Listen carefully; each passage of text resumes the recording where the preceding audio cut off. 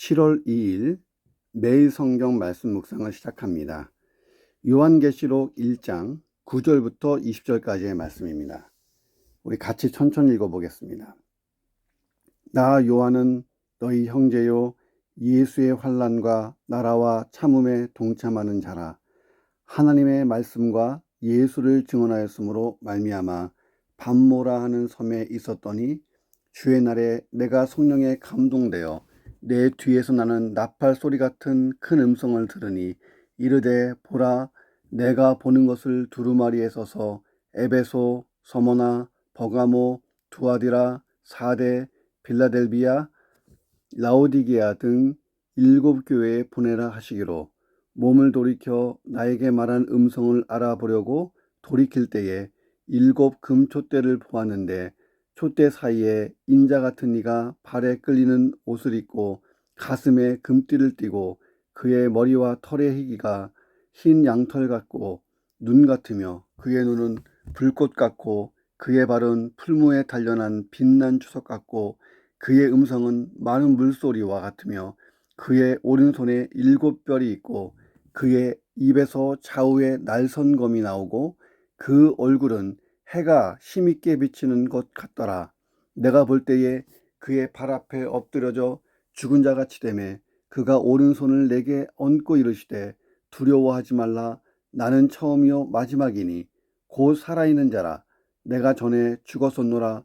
볼지어다 이제 세세토록 살아있어 사망과 음부의 열쇠를 가졌노니 그러므로 내가 본 것과 지금 있는 일과 장차 될 일을 기록하라. 내가 본 것은 내 오른손에 7별의 비밀과 또 7 금촛대라. 7별은 7교회의 사자요 7 촛대는 7 교회니라. 아멘. 자, 우리가 요한계시록 1장 9절을 보고 있습니다. 자, 1장 9절부터 22장 5절까지가 요한계시록의 본론입니다. 굉장히 많죠. 그 앞에는 요한이 예수님 만나는 장면, 그 다음에 본론부, 끝부분은 예수님이 내가 다시 올게, 주님 어서 오십시오, 이렇게 끝나는 거예요. 자, 1장 19절에 보면 이렇게 돼 있어요. 내가 본 것과 지금 있는 일과 장차 될 일을 기록해라. 그러니까 요한계시록을 기록하라고 예수님이 말씀하셨어요. 자, 오늘 이 본문이 1장 9절부터 20절인데 어디에 해당하냐면 너가 본 것, 지금 보고 있는 것, 그러니까 예수님의 모습을 보고 있잖아요. 이것을 기록해라. 2장과 3장은 교회에 주는 예수님의 메시지예요. 7교회. 또 지금까지 있는 영원한 많은 교회들에게 주시는 말씀이기도 하죠. 자, 그러니까 2, 3장은 지금 있는 일을 기록해라. 그러니까 예수님이 지금 7교회에 주시는 말씀을 기록해라. 그리고 4장 1절부터 마지막 본론 부분까지는 장차 될 일이에요. 그러니까 앞으로 요한이 궁금해하고 1세기 그리스도인들, 핍박받고 있는 그리스도인들, 교회들이 정말 그 궁금해했던 그 미래의 일들에 대해서 예수님이 다 알려주시는 거예요. 장차될 일들을 기록해라. 자, 오늘 본문에는 이런 내용이 나와요. 요한이 환상 가운데 예수님을 만났는데 전에 갈릴리에서 만나고 예루살렘에 같이 갔다 오고 했던 그 예수님의 모습이 아니에요. 완전히 신성이 가득한 아주 신비한 예수님의 모습을 봤는데 강력한 모습, 강렬한 모습, 정말 장엄한 모습을 본 거예요. 위대한 모습, 영광스러운 모습. 요한이 예수님을 만나고 완전히 엎드러져서 죽은 것처럼 됐잖아요. 그 예수님의 현현에 압도당해서 그 예수님의 면모를 기억하고 있어요. 기록한 이유가 뭐냐? 그 예수님이 우리 예수님이고 우리의 구주고 주님이시고 우리 교회를 지금도 붙들고 계시고 로마 제국을 장차 심판하실 심판해 줍니다. 이걸 보여주기 위해서 자기가 본대로 기록한 거예요. 자, 그리고 예수님이 이 묵시의 기록을 명령해라 하면서 이 본문이 이렇게 마무리가 됩니다. 자, 오늘 본문을 묵상합니다. 자, 첫째는 이 성도가 인내한다고 할 때에 내가 주님을 위해, 복음을 위해, 교회를 위해, 하나님 나라를 위하여 내가 인내한다 할 때 이 인내는 체념이 아니라는 거예요. 포기하고 주저앉는 체념이 아니고 전혀 다른 인내라는 것입니다. 자, 성도의 인내는 체념이 아니다. 이 반모섬은요, 지금도 가보면 전 딱 한 번 가봤는데 이 반모섬은 경관이 굉장히 수려한 에게해라고 하는 그 바다 한복판에 위치해 있습니다. 사도 요한 당시에는 오늘날의 이런 그 로맨틱한 분위기가 아니에요. 지금 가보면 굉장히 로맨틱해요. 그런데 그런 분위기가 아니고 당시에 정치범들의 유배지로 알려진 좀 험악한 섬이었습니다. 자, 요한은요, 예수의 환난과 나라와 참음에 동참하는 자라. 하나님의 말씀과 예수를 증언하다가 반모섬에 갇혔다라고 말합니다. 자, 이게 시대적 배경이에요. 도미티안 황제 숭배를 거부하고 그 대항하는 운동을 하다가 요한이 잡힌 것입니다. 그 당시 요한은 나이가 상당히 많아요. 예수님 만났을 때가 30년대인데 지금 90년대잖아요. 자, 우리는 백발이 성성한 그 노인 요한의 카랑카랑한 음성이 들려야 됩니다. 그 요한이 얼마나 당당한 자세로 살아가고 있었는지를 엿볼 수 있어요. 요한이 당당한 거예요. 요한의 그런 당당함은요, 내가 예수의 환난과 하나님 나라에 동참하고 있다, 앞으로도 목숨 걸고 할 것이다. 여기에 어떤 프라이드 같은 데에서 나온 거예요. 여러분, 예수 믿는 거에 대해서 여러분 프라이드 있습니까? 나 예수 믿는 사람이야. 나 예수님의 길을 가는 사람이야. 나 예수님처럼 환난과 하나님 나라에 동참하고 헌신하는 사람이야. 내가 누군지 알아? 이렇게 사십니까? 요한은 그 프라이드가 있었어요. 내가 예수의 제자야. 내가 예수의 증인이야. 막 이렇게. 자, 우리나라 역사를 봐요. 기독교 역사에 보면 치명적인 오점을 남긴 일제시대 때 신사참배를 그냥 문화적인 행사로 인정했던 많은 목사님들이 있었어요. 그런 분들이 그 사실이 부끄러워서 한평생 죄인처럼 살아갔습니다. 그런 믿음의 선배들이 있었어요. 베드로 역시 죽을 때까지 예수님을 부인한 그 사실을 안타까워했어요. 그래서 어떤 전승에 따르면 베드로가 로마에서 순교할 때 십자가에 거꾸로 달려서 순교했다라고 하는 기록이 있습니다. 이 성도의 진정한 프라이드는요, 요한처럼 예수님의 환난과 나라와 참음에 동참한다. 나도 예수의 길을 간다. 고난이지만 영광으로 끝나는 그 길을 간다. 자, 이 자부심에서 나와야 되는 거예요. 그 자부심이 없기 때문에 내가 믿는 듯 안 믿는 듯 이리 비틀 저리 비틀 하는 것입니다. 여러분, 그런 프라이드 있어요? 이런 프라이드가 없으면 주님 다시 오시는 그날까지 내가 신앙의 인내를 감당하기가 어려워요. 좀만 어려움이 오고 좀만 뭐가 이상하면 흔들릴 확률이 높습니다.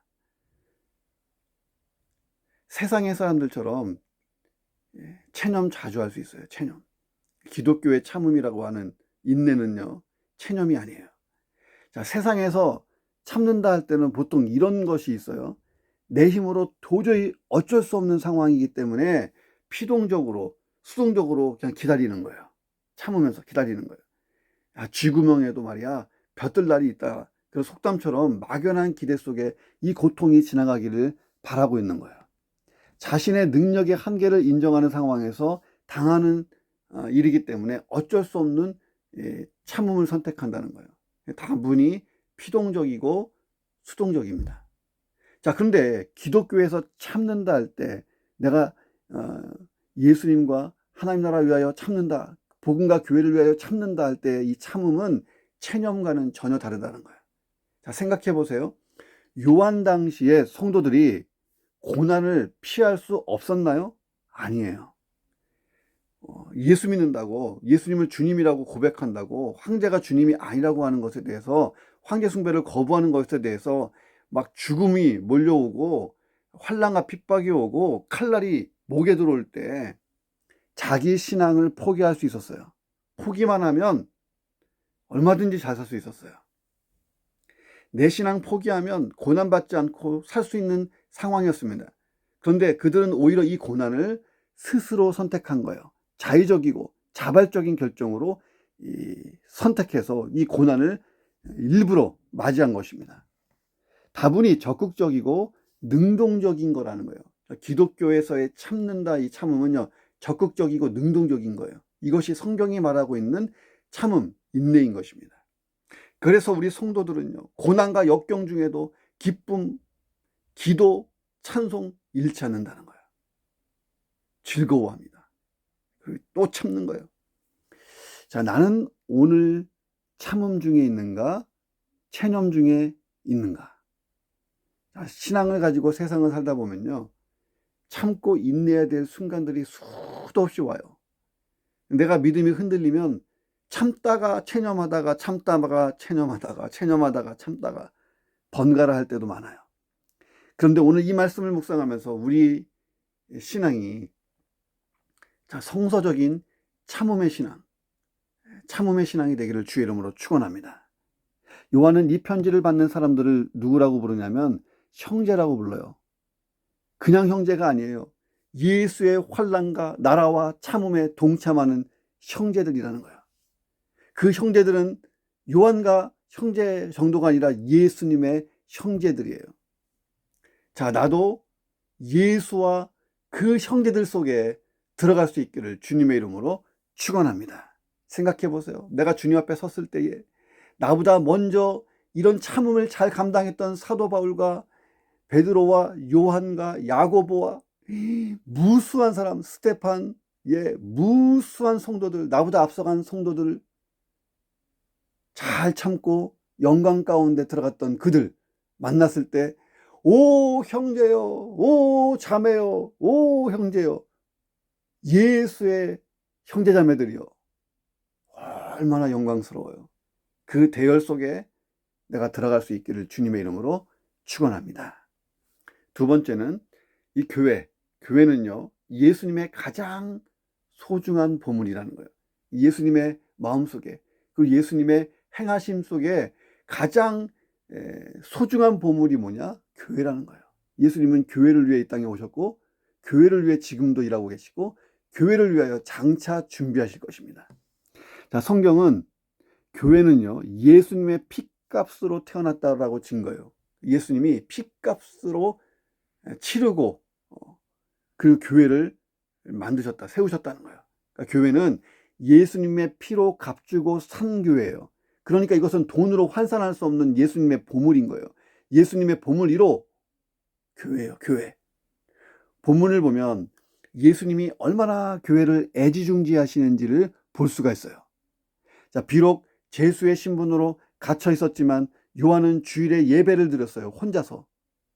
이 혼자서 드리다가 예수님 만난 거예요. 여러분, 외롭고 힘들 때는요, 예배 드리세요. 혼자서도 언제든지 드릴 수 있어요. 이 당시의 어떤 기록들을 토대로 보면 반모섬에 갇혀 있던 정치범들은 일정한 노동을 해야 했다고 기록되어 있습니다. 그러니까 요한은 아마 백발의 성성한 노인이었기 때문에 어느 정도 예외는 두었겠지만 그래도 피곤한 일을 감당했을 거라고 우리가 추측할 수가 있습니다. 너무 힘들고 어려운 시절을 보낼 때에 요한이 얼마나 예배를 더 사모했겠어요. 목사님이신데 그래도 주일에 예배를 드렸어요. 바로 그때 예수님을 만납니다. 예수님을 만나는 순간 성령의 감동이 돼요. 감동이 되는데 예수님의 음성을 듣는데 나팔 소리같이 큰 음성, 요한아! 쿵쾅쾅쾅! 이게 들리는 거예요. 자, 낯익은 목소리였어요. 요한은 예수님의 목소리를 잘 기억하고 있잖아요. 예수님의 음성이에요. 예수님 말씀하세요. 내가 보는 것을 두루마리에 써서 에베소, 서머나, 버가모, 두아디라, 사레, 빌라델비아, 라우디게아 등 7교회에 보내라. 자, 예수님의 이 말씀 때문에 요한계시록에 쓰여지게 된 거예요. 예수님이 왜 이 말씀 하셨을까요? 교회들이 궁금하잖아요. 예수님 뭐하고 계세요? 왜 안 오세요? 하나님 왜 이 상황을 보고만 계세요? 로마 제국이 우리를 핍박하고 짓밟고 있는데 교회가 소멸될까요? 교회는 장차 존재할 수 있을까요? 나는 어떻게 살아야 될까요? 이 질문에 대한 답을 해주시잖아요. 기록해라는 거예요. 그리고 갖다 보내주라는 거예요. 이 기록된 것을. 자, 뒤에서 나는 나팔 소리 같은 큰 음성을 요한이 알아보려고 돌이킬 때 예수님을 보았는데 깜짝 놀랐어요. 어마어마한 예수님의 모습을 보는 거예요. 그 첫 번째 모습이 뭐냐면 예수님이 7 금초대 사이를 왔다 갔다 하시는 거예요. 이리저리. 자, 7 금초대 사이를 예수님이 왔다 갔다 하신다. 머릿속으로 상상해 보세요. 자, 20절에 보면 7 금초대는요, 7교회예요. 에베소, 서머나, 버가모, 두아디라, 사데, 빌라델비아, 라우디게아 교회를 의미합니다. 몇 교회예요? 7교회. 자, 근데 성경에서 7은 완전수예요. 그러니까 여기에서의 일곱 교회는 그 당시의 대표적인 일곱 교회지만 1세기의 수많은 그리스도의 교회들, 그리고 오늘날까지 동탄지구촌교회, 또 지구촌교회, 모든 교회를 포함한 이 땅의 모든 교회들을 의미해요. 그러니까 예수님이 모든 교회에 주신 말씀이고, 자, 예수님이 금초대 사이를 왔다 갔다 하신다는 것은 모든 교회들 사이사이를 예수님이 왔다 갔다 하신다는 거예요. 그런데 교회를 어디에 비유하고 있습니까? 금초대에 비유하고 있어요. 왜? 교회가 소중하니까. 이 금은요, 화폐로도 사용하는 귀한 물질이잖아요. 그러니까 지금 달러가 좀 흔들리고 뭐 세계 금융 화폐가 막 흔들리니까 이 화폐만큼 가치가 있는, 화폐의 역할을 할 수 있는 금을 막 사들이잖아요. 자연 상태에서 절대로 변하지 않는 성질 때문에 사람들은 금을 최고의 가치로 평가합니다. 그러니까 예수님은 교회를 교회되도록 더 금과 같이 빛나고 금과 같이 존귀하도록 금촛대 사이를 다니시면서 부지런히 교회를 교회되게 하시는 거예요. 우리가 옛날에 부른 찬양이잖아요. 교회를 교회되게, 예, 교회를 교회되게 하시는 분이 예수님이세요. 왜? 교회는 예수님의 가장 소중한 보물이에요. 우리가 소중한 반지를 가끔 닦고, 소중한 안경을 닦고, 소중한 핸드폰을 열심히 닦고 문지르고 하는 것은 보물이니까, 소중하니까 그러잖아요. 예수님이 교회를 교회되게 하십니다. 자, 예수님은 나팔 소리 같은 큰 음성으로 말씀하셨어요. 요한은 아시아의 7교회에 나팔 소리 같은 큰 음성으로 그 메시지를 전달했어요. 큰 소리로. 자, 요한계시록에 보면 요한이 앞으로도 계속 증거해야 된다라고 하는 말씀이 있어요. 그 얘기는 뭐냐면 요한이 반모섬을 나오게 될 거고 사역이 여전히 남았다라고 하는 표시잖아요. 요한이 요한계시록의 말씀을 얼마나 교회들을 다니면서 크게 외쳤겠어요. 우리도 나팔 소리 같은 큰 음성으로 세상에 전파해야 되는 사명이 있다는 거예요. 교회는 예수님의 메시지를 세상에 전파하는 사명을 가지고 있습니다. 예수님이 요한에게 요한아 하면서 이 요한계시록을 쫙 말씀하시고, 요한은 또 교회들에게 쫙 말하고, 교회는 세상에 나가서 쫙 말하고, 우리가 그렇게 해야 되는 것입니다. 자, 그리고 이 금촛대는 반짝반짝 빛나요. 이 금촛대에 불꽃이 이렇게 있잖아요. 예, 불이 있잖아요. 자, 이 금촛대의 불꽃처럼 우리는 세상에 빛이 되어야 됩니다. 여러분, 유럽에 가보면 어느 도시, 어느 동네에 가도 위험 있고 고풍스러운 교회 건물이 우뚝 솟아 있는데 멀리서 봐도 딱 성당, 교회예요. 그 장엄한 위험, 화려한 장식 때문에 여행자들이요 감탄하고 사진 찍고 내부를 둘러보고 건축 양식, 조각품, 미술품의 정교함을 음미하면서 즐거워합니다. 교회가요 관광자원의 역할을 톡톡히 하고 있는 거예요. 이게 교회의 사명이라는 거예요. 수입원의 역할은 할 수 있어도 생명력이 없어서 세상을 전혀 변화시키지 못하는 그런 교회 아니겠습니까? 교회는 예수님이 이 땅에 남겨둔 예수님의 분신과 같은 존재예요. 성육신의 연장이라는 말이 있잖아요. 어거스틴의 말처럼 교회는 예수님의 성육신의 연장이다. 예수님이 하시던 일을 계속하는 게 교회예요. 어두운 세상에 예수님의 섬김, 희생, 정의, 거룩함, 사랑, 겸손 이런 것을 행함으로 빛을 비추는 거예요. 그래서 이 빛을 보고 어둠에 있던 사람들이 빛 가운데로 나오는 거예요. 예수님은 교회를 가장 소중한 보물 1호로 생각하세요. 자, 성경에 보면 우리가 하나님의 성전이고 나도 하나의 교회잖아요. 예수님의 보물 1호가 누구냐? 조영원이에요. 조영원 목사. 보물 1호. 누구 집사, 누구 권사, 누구 장로. 보물 1호. 여러분 믿으십니까? 나와 우리 교회가 예수님의 보물 1호야.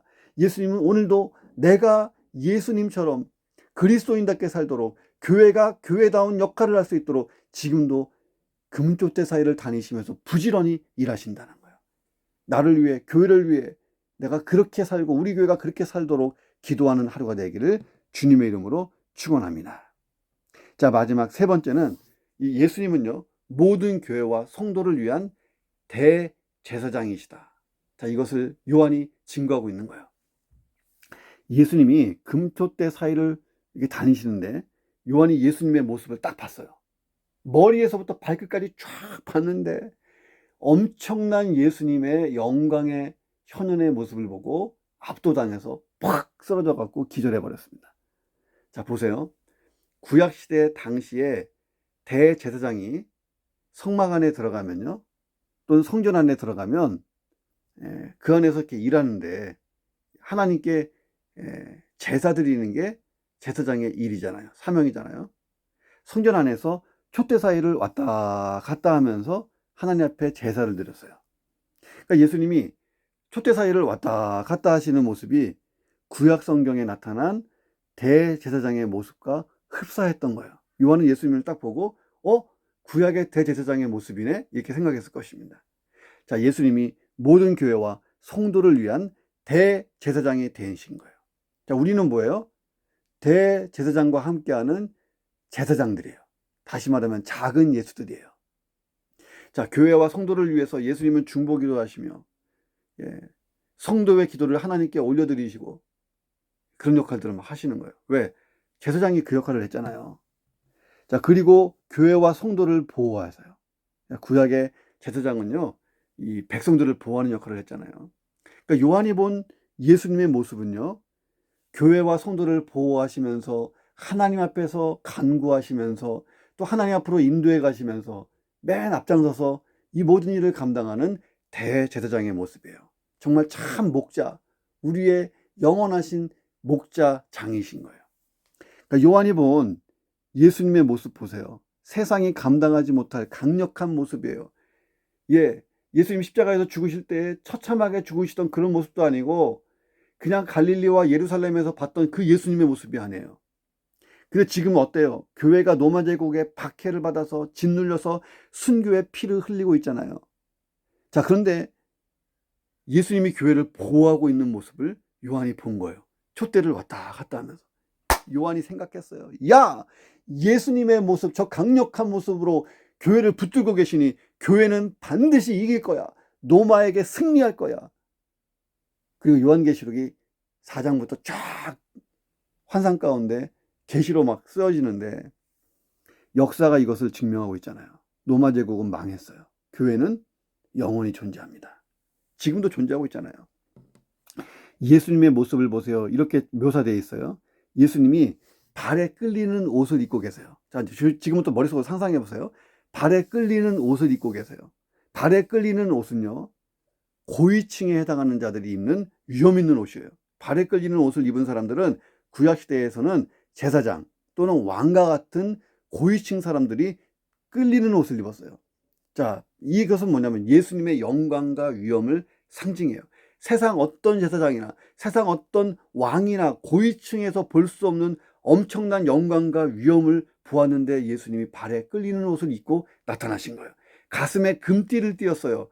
구약 성경에 보면 대제사장이요, 황금실로 박아놓은 띠를 가슴에 띄었어요. 그런데 예수님은 황금실이 아니고 그냥 황금 자체로 된 금띠를 띄고 계십니다. 이것은 예수님의 위엄, 신성한 권위 같은 것을 상징해요.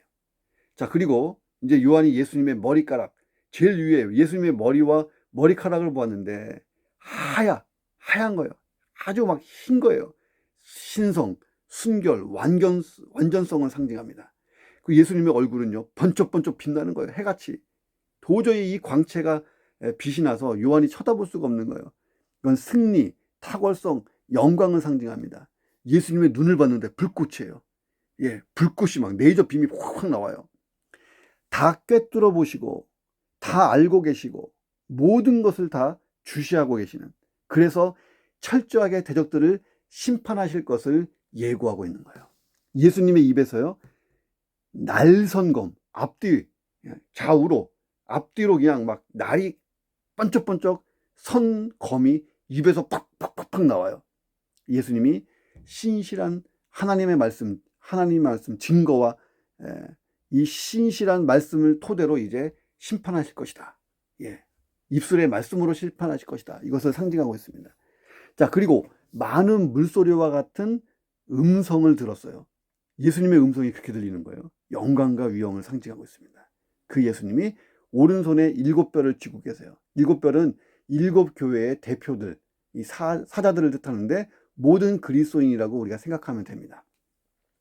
자, 성도들을 꽉 붙들고 계시고 권능과 보호를 상징합니다. 쥐고 계시는 것은. 그 예수님의 발을 보니까요, 풀무에 단련한 아주 빛난 추석과 같은 발이에요. 힘과 안전감 같은 것들을 상징하고 있습니다. 자, 예수님이 요한에게 이런 강력한 모습으로 나타난 이유가 뭘까요? 예수님의 모습을 본 요한을 생각해 보세요. 감격했을 거예요. 로마 제국을 다 심판하고도 남을 강력한 파워, 마귀를 그냥 때려잡고 남을 강력한 파워를 갖고 계신 예수님 때문에 감동을 받았어요. 눈물이 막 왈칵 쏟아졌을 거예요. 요한계시록의 메시지를 받은 교회들이 얼마나 큰 위로가 됐을까요? 예수님의 모습이 기록된 요한계시록, 야, 예수님의 머리가 하얀, 눈에서 막 불꽃이 팍 나가고 입에서 막 검이 나가고 얼굴이 해같이 번쩍번쩍하고 가슴에 막 금띠 띠고 끌리는 옷을 입고 빛난 주석 같은, 아주 풀무에 단련한 주석과 같은 발로 텅텅텅텅 걸으시면서 초대 사이를 다니시면서 꽉 붙들고 계시는, 야, 얼마나 위로가 됐을까요? 예수님은 멀리 계시지 않는다. 우리 곁에 계시다. 예수님은 약하지 않다. 강력한 능력으로 우리와 함께 계시다. 자, 요한이 예수님께 들은 말씀이 뭐예요? 예수님 말씀하세요. 18절에 곧 살아있는 자라 내가 전에는 죽었었노라 볼지어다 이제 세세토록 살아있을 것이다. 사망과 음부의 열쇠를 내가 가지고 있다. 자, 사망과 음부의 열쇠라는 것은요, 중요한 표현이에요. 자, 이 사망의 권세를 가지고 이 마귀가 예수님을 십자가에 못 박아서 죽였잖아요. 죽도록 인도했잖아요. 그런데 예수님이 부활하심으로 사망을 이겼어요. 그러니까 마귀의 권세를 깨버렸다는 거예요. 그리고 음부의 열쇠를 가지고 있어요. 지옥의 열쇠를 예수님이 가지고 있어요. 쉽게 말하면 지옥문을 열어서 다 던져버릴 수 있는 권세를 예수님이 가지고 계세요. 이거 절대 권세 아니에요? 예수님은 사단의 권세를 멸했고 절대 권세를 쥐고 다 집어넣을 거예요. 여기에서 이 열쇠라고 하는 표현은요, 절대적인 권세를 뜻합니다. 열쇠를 쥔 자가 넘버원인 거예요. 자, 예수님의 모습은 오늘날 우리에게도 큰 위로가 되는 거예요. 여러분, 예수 믿고 산다는 것은요, 결코 얌전한 게 아니에요. 순하고 힘없고 그냥 내가 그리스도인인 것을 아무에게도 이야기하지 마라 하고 숨어 지내는 그런 것이 아니라는 거예요. 예수 믿고 사는 것은요, 강력한 거예요. 세상을 다 뒤집어 놓고 변화시킬 수 있는 강력한 권세를 가지고 있는 거예요. 옛날에 사도 바울이 복음 전하고 교회 세울 때에 유대인들이 사도 바울을 막 고소하면서 천하를 어지럽히던 이 사람들이라고 얘기하잖아요. 천하를 어지럽히는 사람, 그리스도인들이에요. 저와 여러분이 되어야 됩니다. 예수 믿고 사는 것은요, 세상을 다 뒤집어 놓고 변화시킬 정도의 강력한 권세를 가지고 사는 거예요. 예수님의 영광스러운 이 모습은 우리에게 반사돼요. 우리도 그 모습을 닮으면 되는 거예요. 그리고 예수님 다시 오실 때에 예수님의 그 머리털부터 발끝까지 영광스러웠던 그 요한이 본 모습 그대로 우리에게 덧입혀 주실 거예요. 이게 부활이에요. 부활. 우리의 몸이 신령한 몸, 영화로운 몸, 거룩한 몸으로 바뀌는 거예요. 그날을 사모하세요. 지금은 우리가 예수님을 닮아가는 과정인데 영화롭게 될 때는 완전히 예수님처럼 되는 거예요. 자, 강력한 신앙의 길을 걷기를 주님의 이름으로 축원합니다. 요한은 예수님을 보자마자 엄청난 그 모습에 압도돼서 죽은 자처럼 발 앞에 엎드려졌어요. 하나님의 영광 앞에 서면 누구나 경험하는 현상이에요. 영적인 민감함이 있어야 그런 일이 일어나요. 자, 이사야 선지자도 그런 경험을 했고 예수님을 핍박했던 바울도 똑같은 경험을 했잖아요. 여러분, 이런 상상을 해보세요. 교회가 로마 제국에 짓밟히고 피 뿌리고 있는데 예수님은 도대체 무엇을 하고 계시나? 아마도 요한을 포함한 당시 교회들은 깊은 슬픔의 질문을 했을 거예요. 그런데 요한이 예수님을 만났잖아요. 요한이 뭐라 그랬을까요? 왜 그리스도인이 부당한 핍박을 받아야 돼요? 주님 언제 오실 거예요? 그런데 오늘 본문에 보면요, 요한은 이런 질문 하나도 안 했어요. 예수님의 모습을 보자마자 답을 얻은 거예요. 끝났다. 예수님 모습을 보자마자 감격의 눈물을 흘리고 감동됐어요. 끝났어. 교회가 승리했어. 우리가 승리해. 세상은 예수님 손에 있어. 예수님이 음부와 사망의 열쇠를 쥐고 계셔. 모든 것을 예수님이 시작하시고 모든 것을 끝내실 거야. 예수님이 답이시네. 예수님을 본 순간 끝났어요. 모든 질문이 사라졌어요. 그저 감격스러워 주님을 경배할 뿐입니다. 우리가요, 너무 힘들고 어려울 때 이런 질문해요. 내가 주님 만나면 내게 왜 그때 그렇게 하셨어요? 지금 왜 그렇게 하셔요? 꼭 물어보고 싶잖아요. 내가 꼭 물어봐야지. 이렇게 말할 때가 있습니다.